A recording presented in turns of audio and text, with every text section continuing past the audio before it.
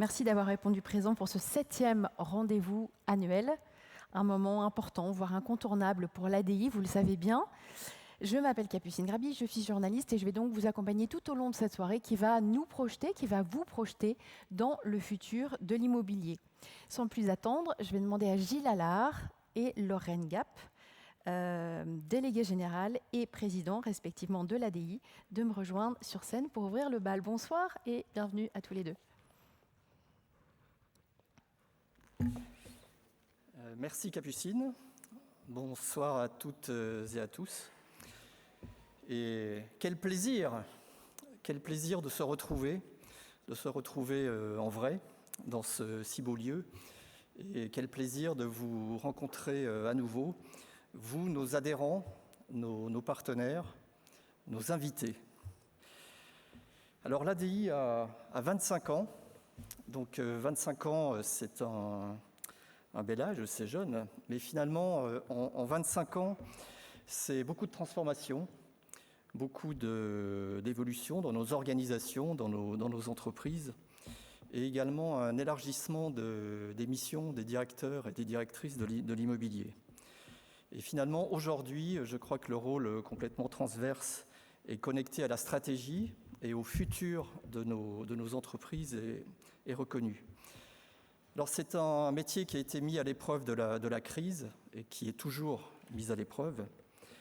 Et nous avons de nouveaux défis, pas seulement nous, directeurs de l'immobilier, mais également toute l'industrie immobilière. Et bon, c'est devenu un lieu commun. On dit que la crise, finalement, a été un accélérateur de tendance.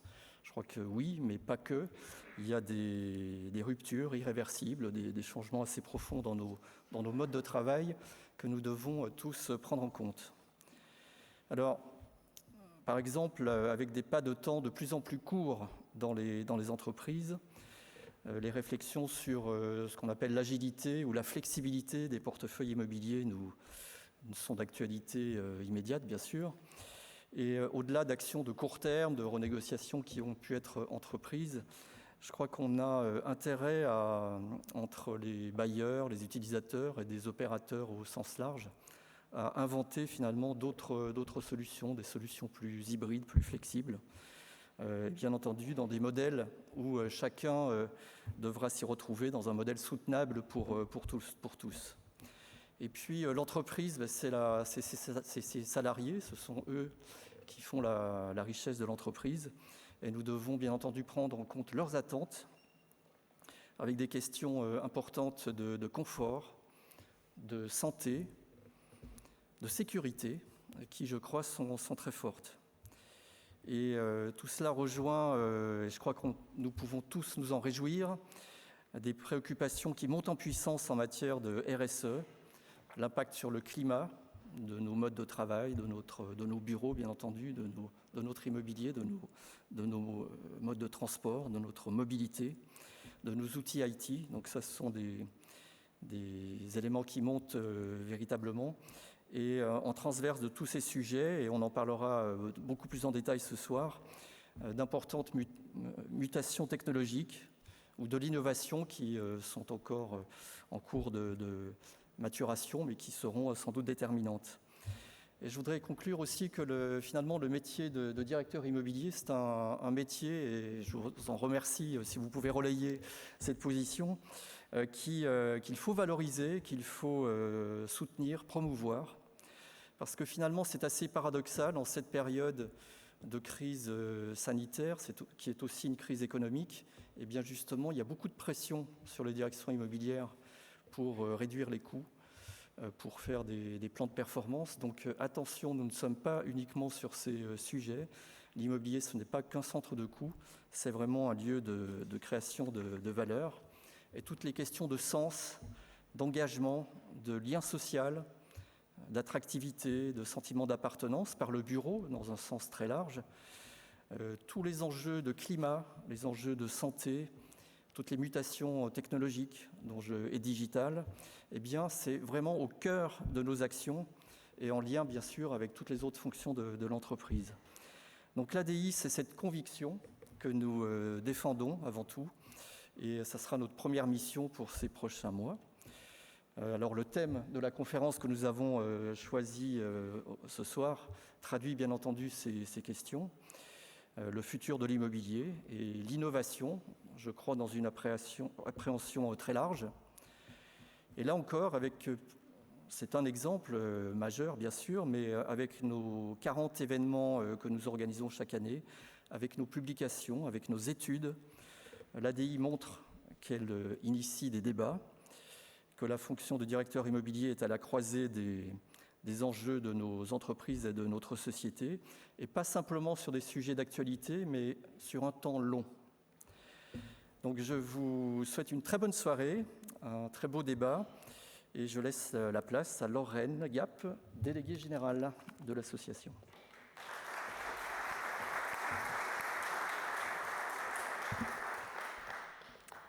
Merci Gilles. Alors, je suis moi aussi ravie de vous retrouver ce soir avec ces quelques mois ô combien difficiles, faits malheureusement d'écran et d'isolement. Alors comme vous, directeur immobilier, l'ADI s'est adaptée, nous nous sommes adaptés et j'espère que nous avons répondu à toutes vos attentes. Ce soir, je voudrais vous saluer, vous, nos adhérents, se rencontrer, nous voir, nous a manqué énormément au sein de l'association. Il est vrai que nous avons dû mettre entre parenthèses une partie de nos événements et changer les formats. Merci à Teams, merci vraiment. Mais surtout, les personnes à qui il faut dire merci, c'est vous, parce que vous nous avez suivis avec fidélité, avec assiduité, avec envie et en nombre. En effet, le distanciel a attiré de nouveaux auditeurs qui ne pouvaient pas participer en temps normal, dans une vie normale, à nos événements, et ça, c'est une vraie fierté.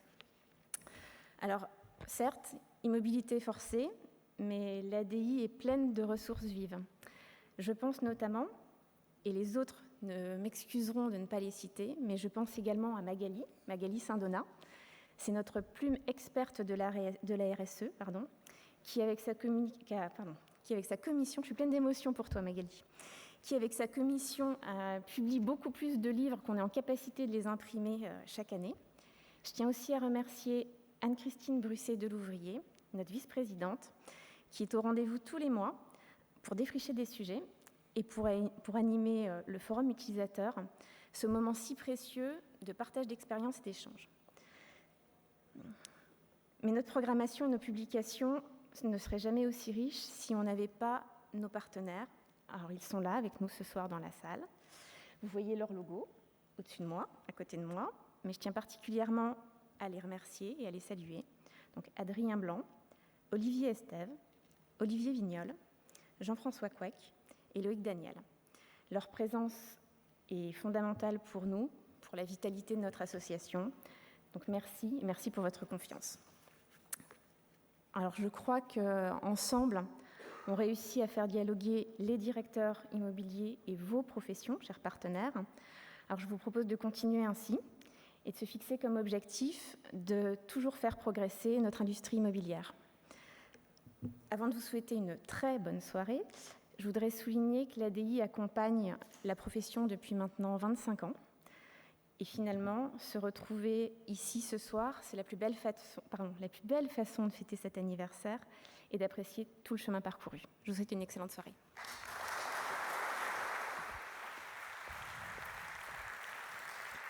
Merci beaucoup Lorraine, merci Gilles. Alors comme Gilles vient de l'annoncer à l'instant, chaque année, l'ADI s'empare d'un sujet de prospective et ce soir il va être question du futur de l'immobilier via l'accélération de l'innovation auquel fait face évidemment ce secteur. Et pour en parler, 3 intervenants de qualité ce soir que j'invite à me rejoindre sur scène. Jean-Marc Daniel d'abord, professeur à l'ESCP Business, Jean-Marie Triton, PDG d'Unibail Rodamco Westfield et enfin Robin Ribaton, investisseur au sein du fonds Smart City et auteur d'un ouvrage qui s'intitule justement l'immobilier demain.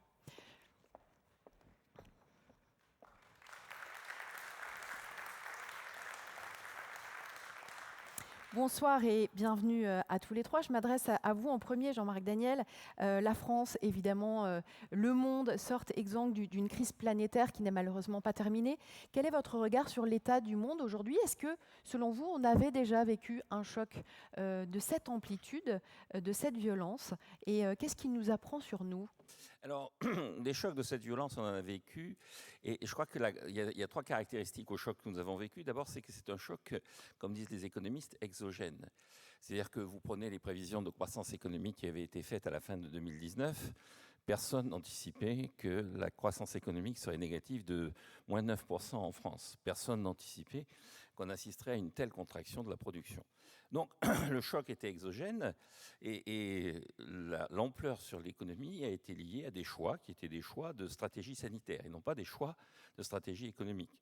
Les pays qui s'en sont le mieux sortis sont les pays qui ont fait d'autres choix que le confinement. Je pense à la Suède, je pense à la Corée, je pense éventuellement à la Chine pour tenter qu'on sache ce qui se passe vraiment en Chine.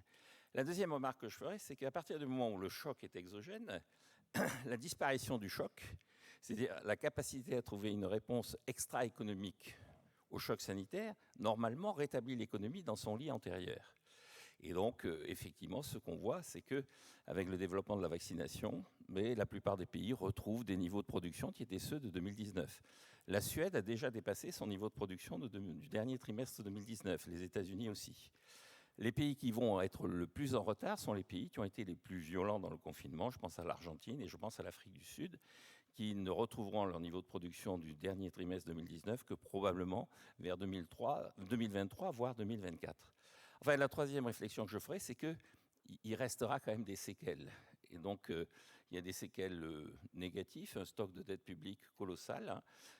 Le niveau de vie des Français n'a pas été touché. C'est-à-dire que le niveau de revenus distribués en 2020 a été le même qu'en 2019, alors que la production a été contractée de 10%. Donc la différence, elle a été portée par quelqu'un. Et ce quelqu'un, c'est à 80% l'État qui a donc généré une dette publique. Donc la question qui va se poser, c'est comment on traite le problème de dette publique, si tant est qu'il y a un problème de dette publique.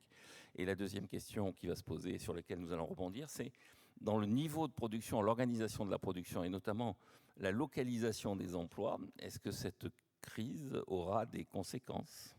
C'est ça le vrai danger qui est devant nous, c'est cette fameuse dette Covid, selon vous ?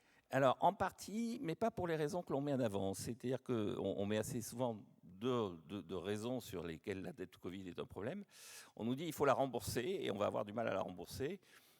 Je vous invite, si vous regardez la situation des budgets qui sont votés dans les États, il n'y a jamais dans aucun budget public de quoi rembourser la dette. On paie des intérêts. Et donc, ce n'est pas un problème. C'est-à-dire, on la fait rouler, comme on dit, elle est déjà perpétuelle. La deuxième, c'est qu'est-ce qui va se passer si les taux d'intérêt augmentent ? Et rien, parce qu'une partie de la dette est déjà gratuite, et on peut rendre gratuite pratiquement toute la dette en la faisant racheter par la Banque centrale, ce qui est par exemple le cas du Japon, qui est le pays le plus endetté à l'heure actuelle, l'État le plus endetté dans les États développés, et dont un peu plus de 40% de la dette publique est entre les mains de la Banque centrale. En revanche, il y a des problèmes. Un des problèmes simples, et puis je vais donner la parole aux autres, un problème simple, c'est que si vous maintenez le niveau de vie de la population, et si vous ne produisez pas, cette population n'a que deux options. Soit elle épargne, contrainte et forcée, soit elle trouve quelqu'un d'autre pour lui fournir des biens en face du pouvoir d'achat qu'elle a eu. Et donc nous avons épargné et nous avons importé. Et donc notre déficit extérieur, notre déficit de la balance des paiements courants n'a jamais été aussi élevé depuis 1951. Même en 1982, il était moins élevé. Et les plus anciens se souviennent qu'en 1982, ça s'était mal terminé. On va laisser la parole à la personne qui est à ma droite, Jean-Marie Tritan. Bonsoir et bienvenue. J'ai envie de vous demander comment va le groupe Unibail-Rodamco que vous dirigez. Est-ce que vous avez vécu un véritable bouleversement ? Comment est-ce que vous avez traversé la crise ? Et Jean-Marc Daniel parlait de séquelles à l'instant. Quelles sont les séquelles, les stigmates qui vont rester ? Sur Unibail, vous voulez dire ? Oui. En tout cas, bonsoir déjà, merci de m'avoir invité. L'Unibail-Rodamco Westfield a vécu une année assez mouvementée l'année dernière, liée évidemment à la crise du Covid, associée à une situation bilancielle un peu tendue et qui a été soulignée par la gravité de la crise à laquelle nous, on a été confrontés, puisqu'on est un des secteurs d'activité les plus impactés, hein, les centres commerciaux avec le tourisme et l'aviation. C'est pas véritablement un bouleversement qu'on a vécu. Il y a une forme de continuité. D'abord, je travaille pour cette compagnie depuis 24 ans. Il y a eu un débat sur la façon de traverser cette crise. Vous la dirigez, on peut le rappeler, depuis le mois de janvier dernier. Depuis le 1er janvier dernier. C'est ça. Et donc, il y a eu un débat sur la façon de traverser cette crise et de renforcer le bilan de l'entreprise, soit au travers d'une augmentation de capital, soit au travers d'un arbitrage d'actifs. Et donc, les actionnaires ont voté, ont décidé, ont dessiné une ligne assez claire et que maintenant, on exécute. Donc, on est plutôt dans la clarté aujourd'hui. Robin Rivaton, Smart City, racontez-nous votre fonds et comment est-ce que justement, vous aussi, vous avez vécu cette crise ? Merci pour votre invitation. Paradoxalement, on a vécu une crise qui a été assez positive. Alors, c'est un peu terrible de dire ça, mais c'est toujours un peu ce schéma aussi de la reprise en K. C'est-à-dire que dans une crise, il y a des secteurs qui sont très gagnants et d'autres qui sont très perdants. Et nous, tous les usages qu'on associe à la Smart City, donc c'est-à-dire tous ces nouveaux modes qui façonnent les comportements urbains, la livraison du dernier kilomètre, la mobilité électrique, le co-living, enfin un certain nombre d'objets, ont plutôt eu le vent en poupe avec cette crise qui a servi d'accélérateur de tendances qui étaient préexistantes. Je réfute assez largement l'idée que la crise a accouché de nouvelles idées. Elle a plutôt servi à accélérer des choses qui étaient sous-jacentes dans la société. Et donc nous, on a vu les sociétés dans lesquelles on a la chance d'être investisseur ou actionnaire ont plutôt connu des croissances assez spectaculaires qui sont liées à ces nouveaux usages, comme le connaît en général le digital. On va rentrer un peu plus tard dans le détail de ces nouveaux usages, évidemment. Jean-Marie Triton, est-ce que vous partagez le point de vue de Robin Rivaton ? Est-ce que vous avez le sentiment d'avoir, pour certaines de vos activités, transformé cette crise justement en véritable opportunité ? Alors, je suis tout à fait d'accord avec Robin sur le fait qu'il y avait des tendances de fond qui existaient avant la crise et qui ont été accélérées par la crise. D'abord, la première, c'est l'évolution du business Internet, la part d'Internet dans le commerce qui a évidemment été accéléré, mais aussi lié au fait que les magasins étaient fermés. Donc on voit revenir les clients et on voit le chiffre d'affaires revenir dans les boutiques. Donc ça, c'est plutôt pas mal. Mais néanmoins, l'achat online a augmenté, va accélérer encore. Les livraisons, le last mile delivery, on va découvrir en fait, les retailers transforment maintenant leurs magasins réellement en plateforme de delivery de leur vente online. Et donc ça va imposer pour nous de continuer à travailler sur ce qu'on avait déjà entamé de travailler, qui était ajouter des services aux retailers, au-delà de fournir des mètres carrés, mais fournir des services qui leur permettent de développer ce business online, puisque notre vision, c'est que globalement, le commerce va être omnichannel, le physique va avec le digital, le digital va avec le phygital, exactement, et que donc maintenant le métier du bailleur, ça va être d'apporter des réponses aux problématiques qui sont posées aux commerçants, et notamment le last mile delivery, qui reste encore aujourd'hui, même pour Amazon, un business qui n'est pas profitable. Jean-Marc Daniel, est-ce que vous adhérez à ce qui vient d'être dit ? Est-ce que vous voyez l'émergence, vous aussi, de nouveaux modèles et donc peut-être d'une croissance plus vertueuse désormais ? Alors, je pense effectivement que, comme il a été dit, ça a été plus un accélérateur de tendances anciennes que véritablement une modification. Ne serait-ce que parce que notre président de la République nous avait dit « nous sommes en guerre ». Nous n'étions pas en guerre. Dans une guerre, on détruit du capital, on détruit des ponts, des usines. Et donc, le monde d'après n'est pas le monde d'avant, puisque les nouvelles usines qu'on construit sont radicalement différentes de celles qui étaient là précédemment. Là, l'appareil productif n'a pas été modifié. En revanche, c'est le rapport à l'appareil productif qui a été modifié. Il y a trois éléments qui ont joué. D'abord, il y a le télétravail. Incontestablement, le télétravail a été un moyen de maintenir l'activité. Et c'est le métro boulot-dodo dont on a découvert que finalement, on pouvait faire boulot-dodo sans métro. Et donc, il y a toute une question, c'est est-ce que le travail de demain sera loin du domicile de la personne qui exerce ce travail ? Je rappelle quand même dans l'histoire de l'humanité, l'essentiel du travail a toujours été à la portée physique, géographique des gens qui travaillaient. Le paysan, il ouvre la porte et son outil de travail, il est juste devant lui. C'est le champ qui est juste devant lui. La concentration du travail dans des lieux éloignés de votre domicile, c'est véritablement quelque chose qui est relativement récent et qui est lié au processus industriel. On est dans une société post-industrielle et ce que le télétravail a montré grâce au numérique, c'est que finalement, la concentration des individus dans des lieux prédéterminés pour les faire travailler ne va pas de soi. La deuxième chose, c'est qu'il va y avoir un combat autour de ce que certains économistes appellent les bullshit jobs. Donc les bullshit jobs, c'est les jobs de merde. Et donc, c'est une notion, peut-être qu'on peut préciser, qui a été imaginée par un économiste américain. Oui, qui s'appelle David Graeber, qui nous a quittés d'ailleurs, hélas, dans cette pandémie.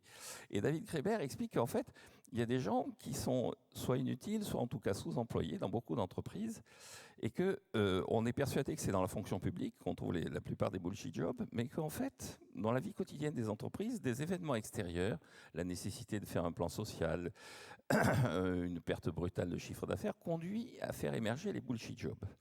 Et alors, toute une partie des économistes américains sont en train de dire la crise a permis de voir où étaient les bullshit jobs. Et donc maintenant, les gens qui sont les détenteurs des bullshit jobs sont démasqués. Et donc l'enjeu, c'est est-ce qu'ils vont résister ou est-ce qu'ils vont accepter d'être évincés? Et donc les entreprises vont être travaillées par les bullshit jobs. Jean-Marie Tritan, Robin Rivaton, je voudrais une réaction à ces bullshit jobs. Vous en aviez certainement aussi au sein de... non. De votre entreprise ou des entreprises dans lesquelles vous investissez. Est-ce que vous avez assisté effectivement à une forme d'écrémage salutaire peut-être? Alors, la particularité du groupe Unibail, c'est toujours d'avoir été très lean. Donc, il n'y a jamais eu de bullshit job. Donc, on en a très peu. On en a peut-être eu. On les avait. Je pense que mes prédécesseurs s'en étaient déjà occupés. Donc, là où je rejoins la position de Jean-Marc Daniel, c'est effectivement sur ce que l'on voit nous au travers des discussions que l'on a au titre de notre activité de bureau, mais aussi dans la relation avec nos retailers. Il y a une véritable réflexion sur l'organisation du travail, où se doivent se situer les collaborateurs, et donc des changements dans l'organisation et certainement aussi dans le sizing, non pas uniquement de l'immobilier, mais des équipes qui y sont accueillies, et puis sur la typologie des métiers. Nous, notre groupe, la question qui se pose, c'est pas tant est-ce qu'on a des bullshit jobs, mais c'est quels sont les jobs dont on a besoin pour se confronter aux modifications qui ont été accélérées et apporter la bonne réponse à nos clients. Mais ça veut dire qu'il y a aussi des nouveaux jobs qui se créent. Exactement. Et ça, c'est aussi une bonne question pour Robin. Ça veut dire qu'il faut créer de nouveaux jobs, donc peut-être de nouvelles formations? Je pense qu'effectivement, il faut, pour les entreprises, vous parliez d'agilité, d'innovation, d'anticipation. Je pense qu'il est important pour les entreprises aujourd'hui de se poser la question de ce qui a évolué, comment ça a évolué, à quelle vitesse et quelles sont les réponses qu'on veut y apporter. Si on regarde le sujet de la même façon qu'on le regardait en 2019, vous preniez l'exemple, Jean-Marc, des prévisions de croissance. Je pense à l'aérien notamment. Il se trouve qu'Unibail est investi dans les activités aéroportuaires, enfin de gestion de retail, aux États-Unis. Évidemment, on ne retrouve pas du tout les mêmes progressions de trafic et de transit sur les 2 ou 3 prochaines années. Ça amène beaucoup de modifications. Il faut se poser la question de comment on s'ajuste. Concrètement, au sein d'Unibail, un nouveau job qui a été créé là depuis 2 ans? Pas depuis 2 ans, mais depuis 6 mois, et la personne va nous rejoindre le 15 juillet. C'est Caroline Puech-Schultre qui nous rejoint au directoire pour prendre une direction qui s'appelle Chief Customer Officer. Elle va être en charge de la stratégie client et digitale du groupe pour qu'on puisse accélérer sur quelque chose où on a fait beaucoup de test and learn, mais où on n'a pas encore, comme disent les Américains, move the needle. Robin, sur ces nouveaux jobs propres à l'immobilier? Je pense que personne ne peut dire que le marché du travail ressemble en 2021 à ce qui ressemblait en 2019. Ce serait une grave erreur. Mais là encore, je veux attirer de l'attention sur 2 idées fausses qui ont été largement annoncées pendant le début de la crise, il y a un an et demi, qui était de dire qu'on allait assister à la fin des métropoles, la fin des villes et la fin du bureau. Je pense que toute proportion gardée, il faut bien avoir en tête qu'il y a des changements. Ces changements sont importants. Ils vont bénéficier et transformer l'usage qu'on peut avoir au sein de nos villes, mais il faut bien garder en tête les vrais chiffres. Aujourd'hui, les chiffres font que la métropolisation repose sur la concentration dans des territoires de plus en plus réduits des gens qui sont en âge de faire des enfants. Et donc, quand on regarde l'excédent démographique, on voit qu'il est très, très en faveur de l'Île-de-France aujourd'hui. Et il n'y a pas de raison que ça change, même s'il y avait des mouvements de migration entre l'Île-de-France et le reste du pays. Donc, la thèse de tout le monde va revenir à la campagne, je suis très prudent, et ce n'est pas du tout ce qu'on voit aujourd'hui dans les les chiffres notamment de vente de maisons. Et de l'autre côté, la fin du bureau, c'est pareil, il y a une adaptation du bureau, il peut y avoir une réduction de la surface de bureau mise à disposition par collaborateur. Je rappelle qu'elle n'a cessé de baisser depuis des années et des années et des années, sans qu'elle se traduise par un écrasement des valeurs foncières. Donc il faut aussi être prudent dans ces grands mouvements qui existent, mais qui vont aussi prendre du temps. Merci Robin pour cette excellente transition vers la deuxième partie de cette table ronde. Justement, après cette économie en plein choc, est-ce que ça veut dire qu'on va vers une société qui elle aussi se renouvelle? Et là, la question est pour vous, Jean-Marc Daniel. Est-ce que vous observez une modification, une évolution des modes de consommation? Vous disiez tout à l'heure qu'on ne se loge plus forcément là où on travaille. Le problème après devient le lieu de sociabilité finalement. Oui, je crois qu'il y a deux éléments. J'avais dit qu'il y avait trois leçons à retenir. La troisième leçon rebondit sur ce que vous dites, c'est que dans le rapport au travail et dans le fonctionnement du travail, on a, alors une question d'ailleurs, qui est une question qui avait été posée par notre président de la République quand il était ministre de l'économie. Il avait dit, Manuel Valls avait dit, pour qu'il y ait des employés, il faut qu'il y ait des employeurs. Et à l'époque, donc Emmanuel Macron, qui était en opposition systématique à Manuel Valls, avait dit, il n'a rien compris. En fait, nous allons vers la société client-fournisseur. C'est-à-dire que les rapports au sein du travail ne vont plus être les rapports hiérarchiques qu'il y a dans les rapports entre le salarié et son patron, mais véritablement des rapports de contrat d'égal à égal, un peu au travers de l'ubérisation. Et tout ça, effectivement, c'est un mode d'organisation du travail, un mode d'organisation de la vie au quotidien qui change par rapport à cette vision où on est présent de 8h du matin à 17h ou à 8h du soir dans un lieu précis, et ensuite où on va faire ses courses dans des lieux assez déterminés. Il y a quand même deux éléments qui jouent, à mon avis, en ce moment. Alors, sur la métropolisation, je ne sais pas très bien comment ça va évoluer. C'est-à-dire, il faut bien voir que les gens qui, par le télétravail, peuvent être à Rambouillet ou à Orléans, vont être en concurrence avec des gens qui sont à Brazzaville ou à Madagascar. Parce que si vous pouvez faire du télétravail depuis Rambouillet ou Orléans, vous pouvez aussi le faire depuis Brazzaville, et la personne qui est à Brazzaville parle français et coûte moins cher que celle qui est à Orléans. Et donc, il va y avoir un besoin en permanence pour les salariés français de redécouvrir une forme de concurrence qui n'est plus uniquement sur les produits industriels et sur le travail industriel, mais aussi sur ce travail de service. Et le deuxième élément, c'est que incontestablement, l'e-commerce a fait un progrès considérable, y compris dans le fait que les gens se sont aperçus que ce n'était pas si compliqué que ça. Vous savez, on parlait à un moment donné donc, de fracture numérique entre les gens qui sont capables de commander sur Internet et ceux qui ne sont pas capables de le faire. Et maintenant, les gens arrivent à peu près à commander sur Internet. Et donc, on voit bien Amazon monte en puissance, mais il n'y a pas qu'Amazon. On voit bien tout ce qui est ubérisation monte en puissance. Et alors, la question que posait Robert Yvaton, c'est est-ce que la métropolisation va en souffrir ? Il y a un seul indicateur que je mettrai en avant, c'est qu'effectivement, aujourd'hui, le taux d'utilisation des capacités de production est exactement le même qu'en 2011. Notre appareil productif a retrouvé l'utilisation qu'il avait en 2011, à part quelques secteurs comme l'aérien qui ont été...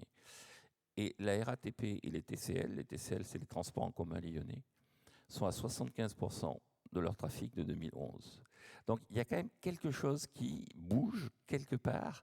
Et donc effectivement, le véritable enjeu, c'est est-ce qu'on va se socialiser dans le bureau, est-ce qu'on va se socialiser dans le magasin, ou est-ce qu'on va se socialiser par Teams ? Il y a une vraie question. Et vous, Jean-Marie Trétan, comment voyez-vous évoluer l'espace, conséquence de cette crise, les territoires, les villes, la métropole versus la périphérie, pardon. Projetez-nous dans le futur, comment est-ce que vous voyez les choses ? Alors, je vais peut-être répondre à Jean-Marc. Je ne vois pas la socialisation via Teams. Je n'y crois pas du tout. Elle a un peu eu lieu quand même pendant les confinements. Je ne sais pas si c'est de la socialisation ou c'est de la relation. C'est une forme de socialisation. C'est de la transaction. Je pense que ça a été très transactionnel. Ça n'a pas été tellement relationnel, à part les quelques apéritifs qu'on faisait sur Teams, ou je ne me rappelle plus du nom. House Party. Voilà, House Party. Bon, c'était sympa, mais c'est parce qu'on était totalement enfermés. On l'a fait au début. Je ne l'ai pas refait au deuxième confinement, ni au troisième aux États-Unis, alors qu'on le faisait beaucoup au début. Ce qu'on voit, nous, c'est les gens revenir dans nos centres de façon très rapide et très forte. Aujourd'hui, aux États-Unis, nos centres sont réouverts depuis le mois d'octobre. On voit le chiffre d'affaires réalisé en global dans nos centres est revenu en global, en volume, au niveau de chiffre d'affaires de 2019. Donc on a récupéré. On n'est pas à 100% du trafic. On est à 70-80, entre 70 et 80 en fonction des États liés aux restrictions de trafic qui est revenu. Donc on voit les gens revenir et on voit surtout les gens venir dans les restaurants. Et dès qu'on a omis des terrasses, les gens sont venus et ça on l'a vu partout, dans toutes les géographies du groupe, les gens veulent revenir et ils reviennent à plusieurs. Et dès qu'on lève les restrictions sur le nombre de personnes dans les restaurants, ils viennent non plus à 2 ou à 3 ou à 4, ils viennent à 6, à 7 et on voit le retour. Donc il y a quand même un besoin du lien social. Je crois que ce qui va se passer, et nous on le voit dans nos centres aujourd'hui, on se pose la question de quels sont les usages que l'on doit apporter dans nos centres qui n'y étaient pas, et notamment on a beaucoup parlé du coworking. Je pense que ça va être une solution parce que les gens vont rester, on voit la flexibilité qui va être apportée au travail au sein des entreprises. Je ne pense pas que ça va se traduire par une baisse significative totale des mètres carrés de bureaux. En revanche, les mètres carrés de bureaux vont changer de localisation. Je suis convaincu aussi que ça va avoir un effet sur tout ce qui est immobilier, si on parle de l'immobilier tertiaire, qui est situé dans des zones secondaires, voire même tertiaires, pas au sens bureau, mais qui sont des immeubles de seconde génération, enfin pas de seconde génération, de première ou de seconde génération, seconde main, et qui, eux, vont devoir de changer d'usage parce qu'ils sont trop loin des nœuds de transport, trop loin des lieux de vie, et que c'est nous, dans nos centres, qu'on va pouvoir développer un certain nombre de surfaces qui sont libérées par des commerces qui disparaissent. Robin, une réaction à ce que vient de dire Jean-Marie Tritant, et est-ce que vous voyez la fin des villes ? Non, je pense vraiment qu'aujourd'hui, ce serait une erreur de croire qu'encore une fois, des comportements extrêmement individuels et extrêmement réduits peuvent montrer une généralité d'une fuite, d'un départ massif des villes. Juste pour illustrer ça avec un chiffre, mais l'année dernière, en Île-de-France, il y a eu 80 000 naissances de plus que les décès. Pour tout le reste du territoire français, il y a eu 30 000 décès de plus que les naissances. Donc ça, c'est la réalité de la balance démographique. Et la démographie l'emporte très largement sur les quelques migrations qu'on peut avoir et qui sont très très largement mises en évidence dans les différents médias, mais qui encore une fois sont epsilonesques du point de vue des chiffres. Donc je pense qu'on va avoir par contre une mutation assez forte des bâtiments. On l'a dit, les usages sont très différents. On a besoin de lieux très très différents. Nous, on a investi dans un opérateur de lieux de séminaires et de réunions en plein milieu de l'année 2020. Donc comme quoi on n'a pas peur de faire ce type de pari-là. Parce qu'on croit clairement que les gens vont avoir besoin de se retrouver, vont avoir besoin de liens physiques. On l'a vu aussi sur notre activité de co-living. À la sortie du premier confinement, ce qui a été perçu comme la chose la plus difficile à vivre, c'est que dans les grandes villes aujourd'hui, le mal le plus dur, c'est la solitude. Il y a aujourd'hui de plus en plus de gens qui sont seuls dans les grandes villes. Et donc, qu'est-ce qui s'est passé dans nos activités de co-living ? Les listes d'attente ont explosé à la sortie du premier confinement parce que les gens ne voulaient surtout pas repasser 2, 3, 4 mois seuls, enfermés chez eux. Donc, on voit bien qu'il y a un désir profond de lien social, que ce soit sur des activités professionnelles, que ce soit sur les activités de loisirs, que ce soit même dans la dimension résidentielle. Et je pense que pour ce qui va être demandé demain, c'est d'avoir des opérateurs qui vont opérer ces bâtiments et que le mode juste de fournir du mètre carré, on l'a dit, ça fait beaucoup d'années qu'on dit ça. Je pense que cette crise l'aura réellement mis en évidence. Aujourd'hui, fournir des mètres carrés bruts et blancs, ça n'intéresse plus grand monde. On veut des opérateurs qui soient capables de rendre ces lieux adaptables et conformes aux usages que les personnes demandent. Merci beaucoup. On va revenir sur cette question de la solitude qui est évidemment incontournable. Dans quelques instants, j'ai quand même, avant de passer à la troisième partie, une dernière question pour vous, Jean-Marc Daniel. Est-ce que vous voyez évoluer les zones de production de richesse et les zones de consommation de richesse ? Quel est votre regard d'économiste sur ce sujet-là ? Oui, je pense que les zones de production étaient contraintes. Elles étaient contraintes par la nécessité d'avoir des matières premières qui ne soient pas trop chères, la nécessité d'avoir une capacité à écouler les biens physiques de la façon la plus efficace possible, donc par les nœuds de communication. Là, encore une fois, on a une capacité à produire en des lieux qui sont des lieux très divers et très éloignés des autres producteurs qui est considérable. Vous vous souvenez, dans les temps modernes, le célèbre film de Charlie Chaplin, il est totalement dépendant, parce qu'il est dans la chaîne, de celui qui est avant et de celui qui est après. Là, avec le télétravail, avec les outils numériques, normalement, on a une logique qui est une logique un peu de retour à un travail un peu à la tâche. En revanche, là où je rejoins ce que disait notamment Robert Yvaton, je pense que les villes vont continuer à être... et on rejoint aussi ce que disait Jean-Marie Tritant. Les villes, vous l'avez dit, les gens sont précipités vers les restaurants. Donc les villes vont être les lieux des spectacles. C'est-à-dire les villes vont être de moins en moins le lieu du travail et de plus en plus le lieu de la convivialité, du spectacle, de l'échange. Autrefois, c'est une formule qui a été utilisée récemment, et donc autrefois la famille, c'était les gens à qui l'on parlait. en latin, sur le plan étymologique, la famille. À la sortie du confinement, la famille, c'est les gens à qui on ne peut plus parler. On ne veut plus parler. On n'en peut plus. Et donc, il faut trouver des gens à qui parler.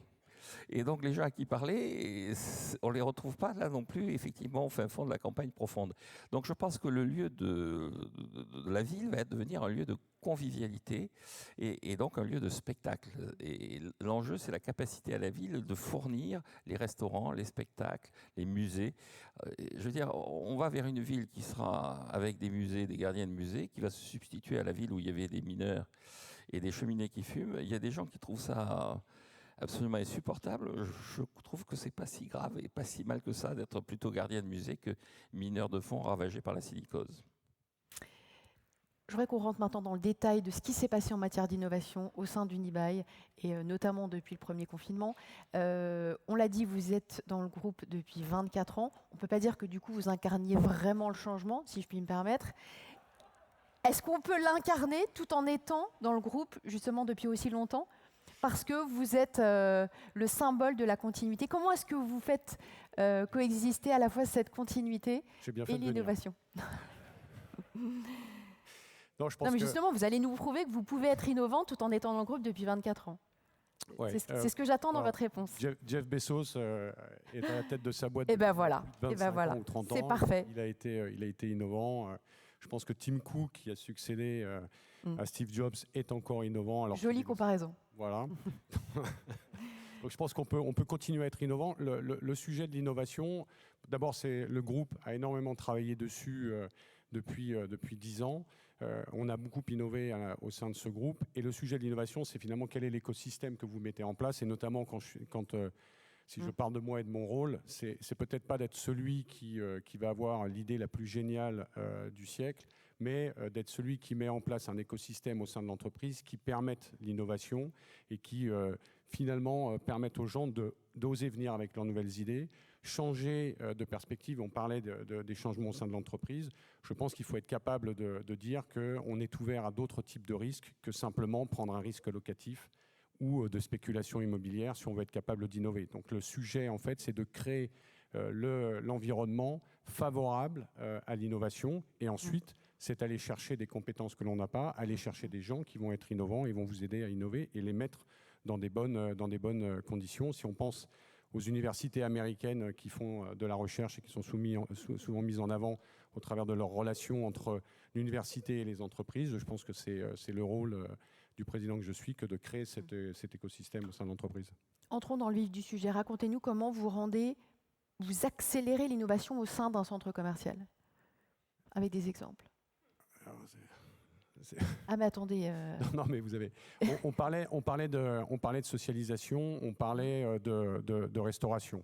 Le vrai sujet aujourd'hui, nous le groupe a travaillé énormément sur la part de la restauration dans ces centres. Donc pendant très longtemps, on était à 5-6% de la surface locative totale du centre. Ensuite, on s'est dit non, il faut porter ça à 10%, 10, 12, 13% de la surface locative totale de nos centres. On a créé ce qu'on appelait la Dining Experience et qui était en fait une collection de restaurants organisés autour d'une place que l'on voulait animer. Et puis, on se rend compte qu'en fait, ce n'est pas suffisant parce que ça ne crée pas d'atmosphère. L'atmosphère existe au sein du restaurant, mais on sent bien que la place en elle-même n'est pas animée. On ne retrouve pas l'ambiance qu'on peut avoir d'une place de village ou d'une place de ville animée où on a cette relation entre le centre-ville, l'architecture. On est dans un lieu quand même qui est un petit peu déshumanisé, même si on a cherché à l'humaniser. Et donc, en fait, là, on a été confronté au problème de comment on crée une atmosphère, comment on crée une ambiance.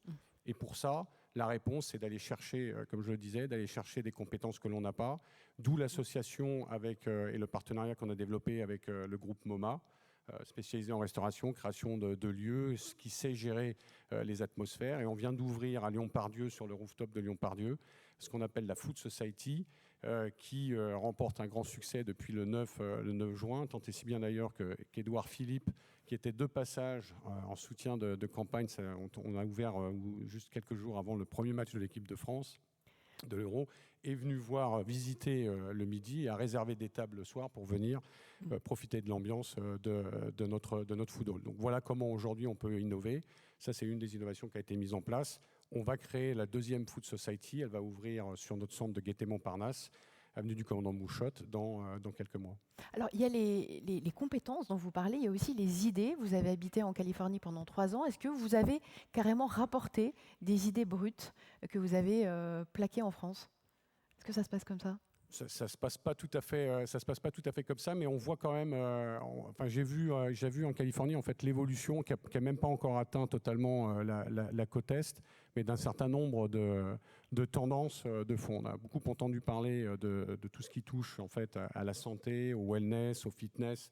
Donc les très grands fitness qui sont devenus des micro-fitness très spécialisés. Et puis on a commencé à voir arriver il y a quelques années, donc on a ouvert en fait ses premières boutiques en 2017 sur notre centre de Century City à Los Angeles, tout ce qui touche en fait à l'optimisation de soi.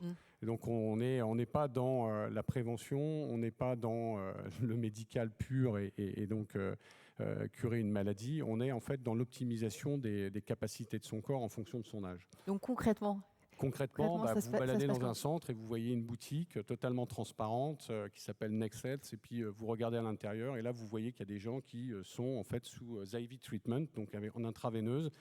Ils sont rentrés, ils se sont fait faire une analyse de sang, on analyse tous leurs manquements en matière de vitamines, de je ne sais quelles hormones, et on va leur établir un protocole qui va leur permettre d'avoir un traitement intraveineux tout de suite, et ils vont repartir totalement restabilisés pour plusieurs mois. Derrière, on va leur proposer de faire une analyse en fait de leur masse graisseuse, et on va les corporelle. Et donc, on va leur faire un programme nutritionnel et leur proposer en même temps d'aller faire un peu de cryothérapie, 3 séances de 2 minutes pour retirer toutes les inflammations du corps. Voilà, et donc ça c'est ce qu'on voit, et ça c'est en train de se développer, on le voit arriver. Ça c'est typiquement ce que vous allez mettre en place en France. Et donc ça c'est typiquement, je ne suis pas sûr qu'on va aller jusque-là, parce que je pense qu'il y a aussi un effet culturel, d'adaptabilité à la façon dont on regarde la médecine, mais en tout cas, tout ce qui va toucher, oui, à l'optimisation de la performance du corps, sont des choses qui vont arriver, et qu'on voit déjà en fait au travers de discussions qu'on a avec des startups qui vont chercher en Californie les mêmes idées et qui veulent les développer en Europe. Donc on va aller vers ça. Beaucoup plus de medical office aussi à l'intérieur des centres. On a UCLA Urgent Care qui est installé dans nos centres, et maintenant on voit se développer ça, qui sont des services type pour les Français, type SOS médecin. Vous n'avez pas besoin de prendre de rendez-vous, vous arrivez, vous allez avoir un rendez-vous, on va vous prendre quasiment immédiatement, voir quelle est la problématique à laquelle vous êtes confronté, et vous mettre en relation avec le spécialiste si nécessaire. Romain Rivaton, optimisation. Les startups qui viennent vous voir, c'est plutôt optimisation de soi, comme vient d'en parler Jean-Marie, ou lutte contre la solitude, co-living & co? Non, alors effectivement, la partie médicale ne fait pas partie de notre champ d'investissement, mais les startups qui viennent nous voir, nous, vont par exemple être sur un secteur qui, là aussi, a le vent en poupe depuis la sortie du confinement. C'est toutes les thématiques qui sont liées à la sustainability. On a conclu, pas plus tard qu'hier, le premier investissement dans un réseau de recharge rapide, super rapide même, pour les véhicules électriques. Il faut savoir que les ventes de véhicules électriques ont tellement progressé après le confinement qu'on est 5 ans en avance sur ce qu'on estimait sur la montée en puissance de ce type de déplacement. Et donc on a besoin, tout le monde n'a pas la chance d'avoir une place avec une borne, et donc il va falloir déployer un réseau de chargeurs super rapides, comme il y a aujourd'hui des stations-service. On a des sociétés qui ont là aussi connu des niveaux de croissance exceptionnels sur la mobilité électrique. Je parlais des trottinettes, une société qui s'appelle Bird aux États-Unis qui explose depuis quelques semaines parce qu'il y a une prise de conscience que les mobilités électriques, que ce soit par le vélo, que ce soit par la trottinette, sont une alternative au transport en commun. Et je pense qu'une partie des pourcentages qui manquent à la RATP ou au TCL s'explique aussi par le fait qu'on a une explosion des ventes de ces mobilités dites douces. Donc c'est ce type-là de start-up qui vient nous parler, qui essaye aujourd'hui de trouver dans nos fonds les ressources pour accélérer, puisqu'il voit bien que l'adoption, qui était autrefois assez dure, il fallait convaincre les gens d'utiliser ces technologies, aujourd'hui a explosé dans toutes les tranches d'âge de la population. Et c'est vraiment pour ça que je considère cette crise comme un facteur d'accélération. C'est parce que, encore une fois, il n'y a pas des gens qui ne faisaient pas quelque chose et qui se sont mis à le faire. Il y a des gens qui hésitaient, qui avaient des réticences, qui ne se sentaient pas capables, qui parfois se disaient que ce n'était pas pour eux, qui aujourd'hui se saisissent pleinement de ces transformations qui, encore une fois, vont plutôt dans le bon sens. Certains disent qu'on a gagné du temps grâce à cette crise. Je crois qu'il y a un chiffre de 5 ans, 6 ans qui se murmure. Est-ce que vous avez le sentiment vraiment que ça nous a propulsé plus rapidement dans un futur que l'on attendait ?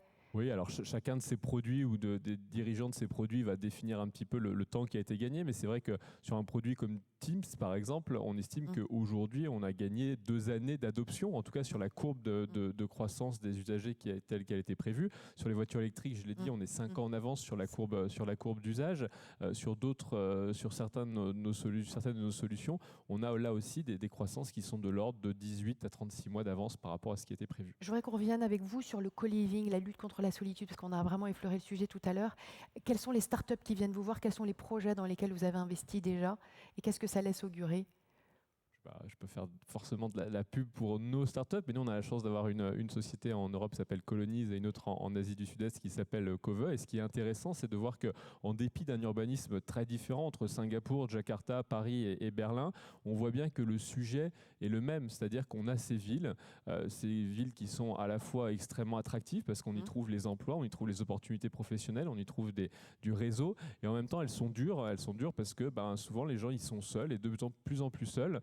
Et donc, on va y chercher à créer du lien social au travail, dans les lieux de loisirs, mais aussi au domicile. Et on voit que l'adoption très très forte du co-living, qui n'est pas que sur des sujets d'économie, en tout cas, c'est pas comme sur la colocation, on va chercher en fait à se mettre à plusieurs pour payer moins cher. Là, on a parfois des produits qui sont assez premium et où les gens vont payer plus cher, mais ils vont payer plus cher parce qu'ils ont la certitude de trouver face à eux des gens alors qui leur ressemblent quand même. Il ne faut pas non plus croire qu'on arrive à mélanger des gens qui ne se ressemblent pas. On crée quand même des communautés qui finissent quand même un petit peu par se ressembler, mais en tout cas les gens sont prêts à payer ce premium parce qu'ils savent qu'ils ne vont pas être seuls dans ces grandes villes. Robin parle beaucoup de start-up. Est-ce que vous travaillez vous aussi beaucoup avec les jeunes pousses? Comment est-ce que vous allez les chercher? Est-ce que c'est un moteur d'innovation pour vous aujourd'hui, incontournable peut-être? Définitivement. Le groupe a créé il y a 14 ans un prix qui s'appelle le prix des jeunes créateurs de commerce en France, qui s'est tenu cette année, il y a quelques semaines, et avec des jeunes créateurs de commerce qui viennent avec des concepts innovants, souvent maintenant très orientés autour de la sustainability, donc de l'environnement. Et le groupe avait mis en place aussi des incubateurs de start-up. On a travaillé avec beaucoup, dont une qui s'appelle, pour revenir sur la problématique de la sustainability et de la façon dont les gens consomment, qui s'appelle Too Good To Go, qui est une application qui vous permet d'aller racheter tout ce qui est en surplus dans les restaurants qui n'a pas été vendu à prix cassé, qui permet d'éviter le gâchis alimentaire. Donc Too Good To Go a refait donc on les a développés, on a été les premiers à développer dans nos centres en France, puis en Europe. Ils ont fait une levée de fonds pendant la crise pour attaquer le marché américain. On a participé à la levée de fonds. Et puis, comme on est propriétaire de centres commerciaux aux États-Unis, on a fait leur première implantation à New York, dans le New Jersey, à Garden State Plaza. On est en train de les mettre à Chicago. Et on les accompagne dans le développement parce que ça correspond aussi à des solutions que nos consommateurs, nos clients attendent. Gaspillage, mais quid de l'économie circulaire? Comment est-ce que vous l'intégrez de façon cohérente à votre stratégie aujourd'hui? Alors l'économie circulaire, on a fait plusieurs tests, quelques-uns qui ont été moyennement efficaces, ou en tout cas on n'a peut-être pas mis en place la bonne structure pour aider les développeurs. Une start-up qui s'appelait Dress in the City et qui voulait associer la possibilité en fait de vendre ses produits, donc c'est principalement de l'équipement de la personne et des accessoires, vous pouviez acheter en ligne et aussi avoir des magasins physiques. Donc on faisait des pop-up stores, c'était en fonction de la collecte et on pouvait suivre et revendre ses produits très vite. Et ce qui en fait s'appelle Vestiaire Collective, beaucoup plus puissant. Donc nous on l'avait lancé, mais Vestiaire Collective a été meilleur que nous. Donc ça c'est quelque chose qu'on a testé. Aujourd'hui on va travailler beaucoup aussi avec les commerçants directement, donc que ce soit H&M, Inditex, pour faire de la récupération de produits, qui revendent aussi maintenant leurs produits, les récupèrent. Donc vous avez la capacité, quand vous achetez chez H&M, de ramener vos produits, ils vont vous les reprendre et pour les recycler. Ou là, on va faire l'ouverture très bientôt d'un magasin qui s'appelle Kilo Shop, et donc qui vous permet d'acheter les vêtements au kilo, qui sont des vêtements qui ont déjà été utilisés. Donc voilà, on développe, nous, aujourd'hui, toute cette vision autour de l'économie circulaire, qui reste encore à développer, qui est à ses débuts et qui doit aussi trouver son modèle. Et là, les Américains sont plus en avance sur nous ou pas? Les Américains ne sont pas plus en avance que nous là-dessus.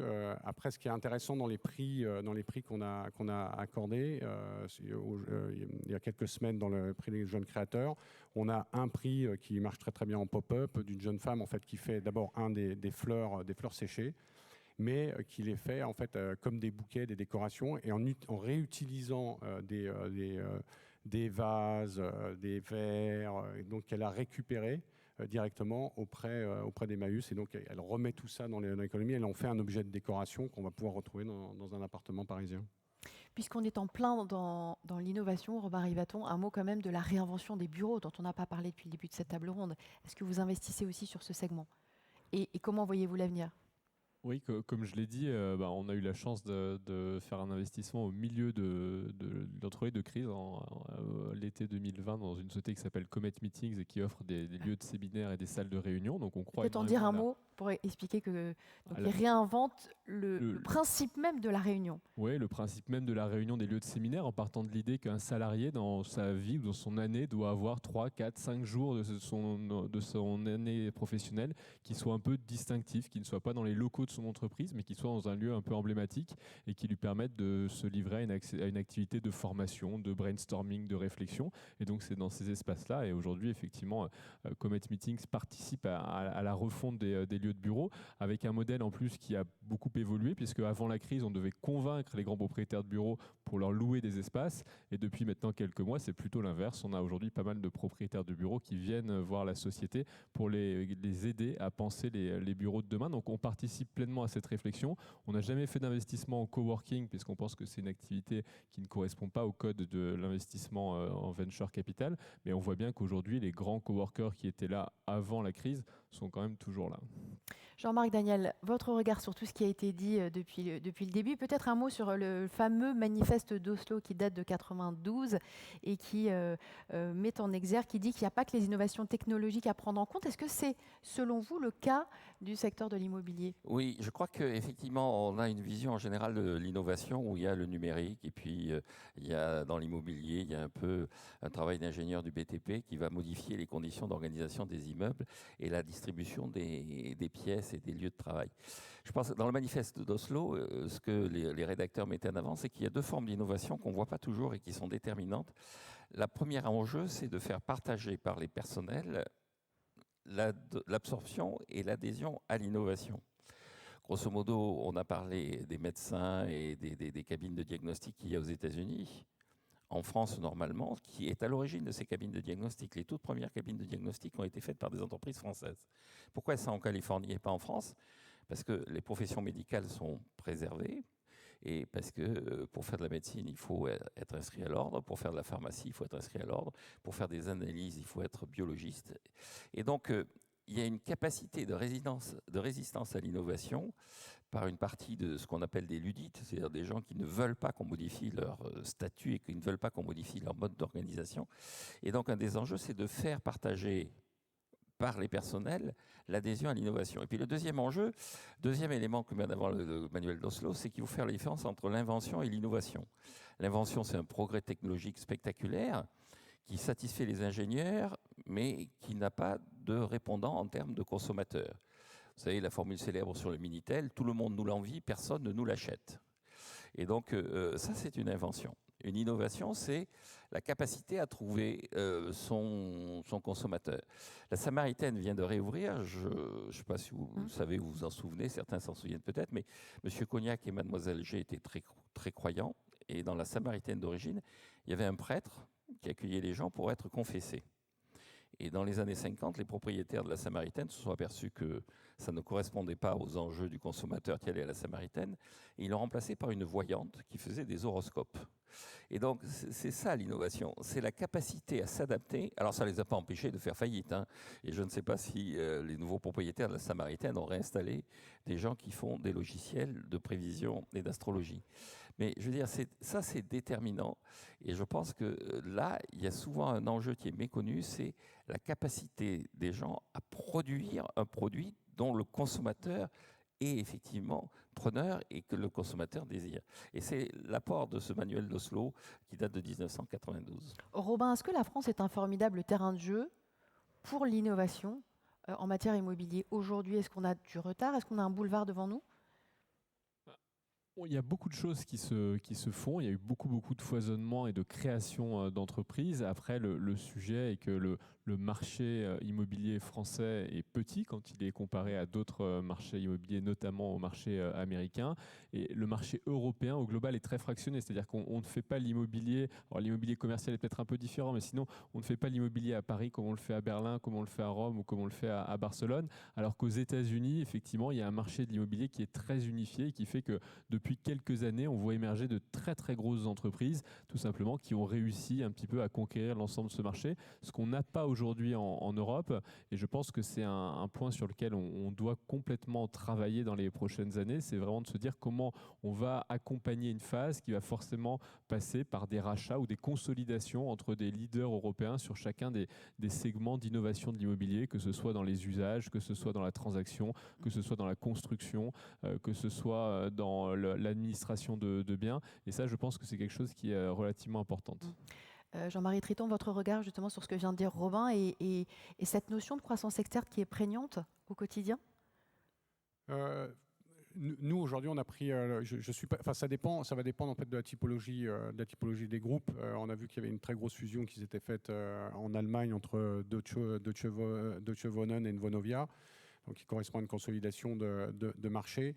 Sur le secteur sur lequel on est nous aujourd'hui, on voit bien que le commerce est en train de se diviser sur, on va dire, 3 grandes catégories que sont l'Internet, la proximité et l'efficacité ou la convenience, et puis les malls de destination.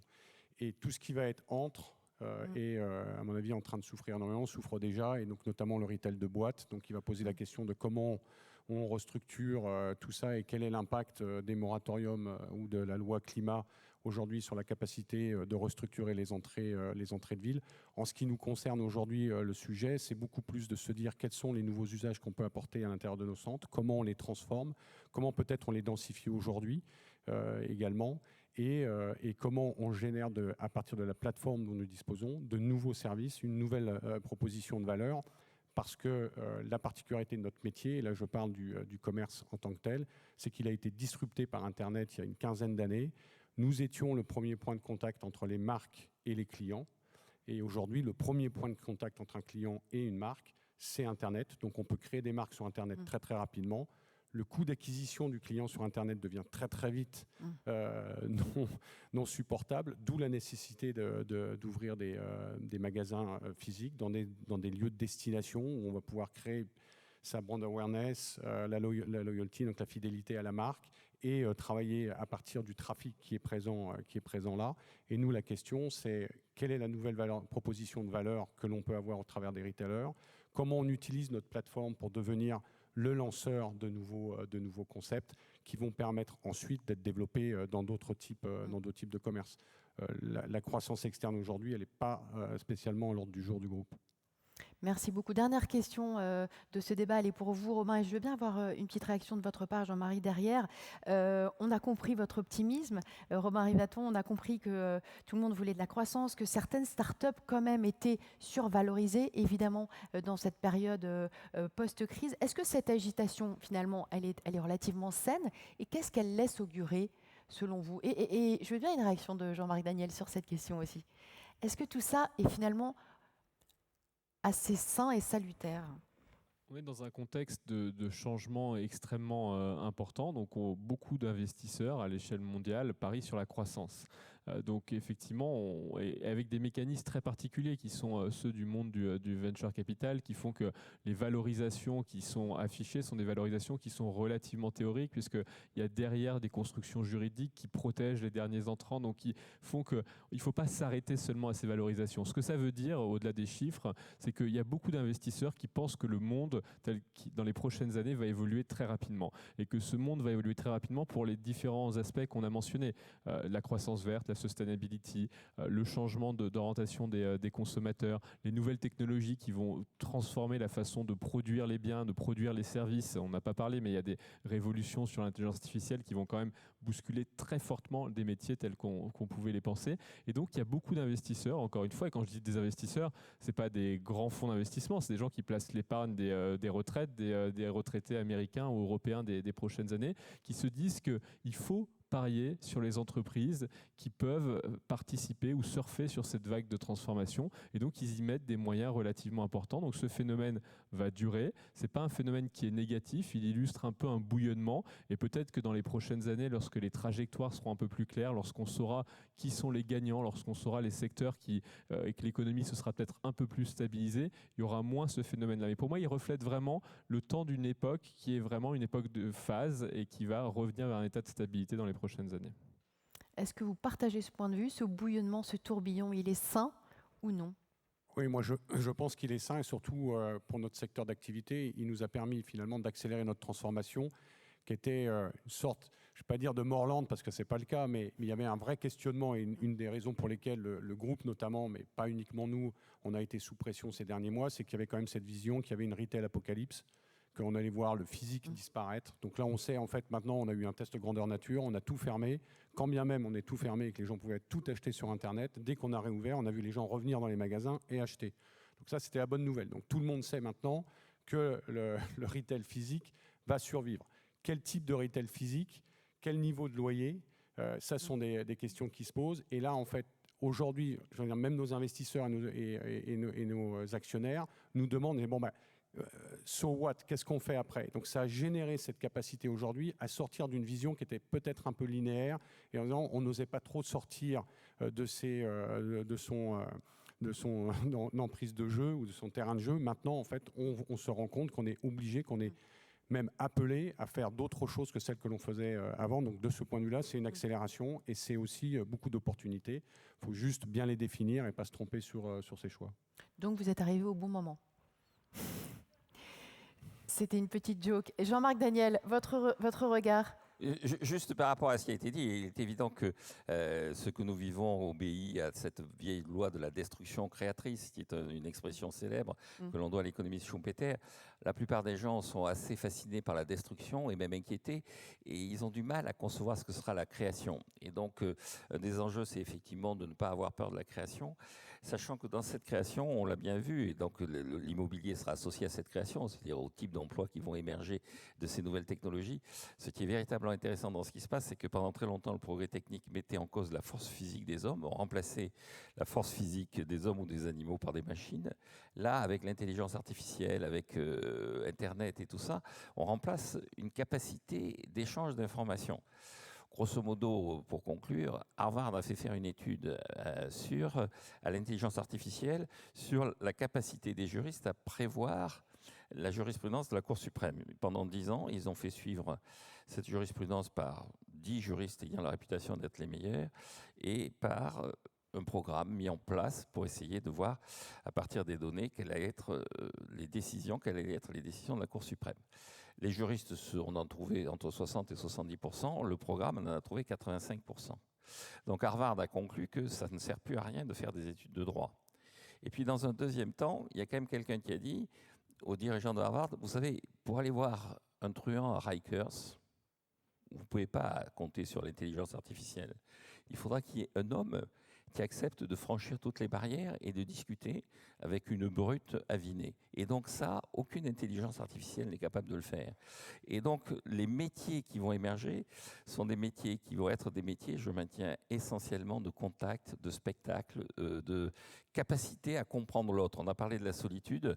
Un des vrais enjeux, c'est ce que disent les Anglais, il y a pire que la solitude, c'est la promiscuité. Je pense qu'un des enjeux de la société de demain, ça va être la gestion de la promiscuité. On restera là-dessus. Merci à tous les trois, Jean-Marc Daniel, Romary Viaton, Jean-Marie Triton.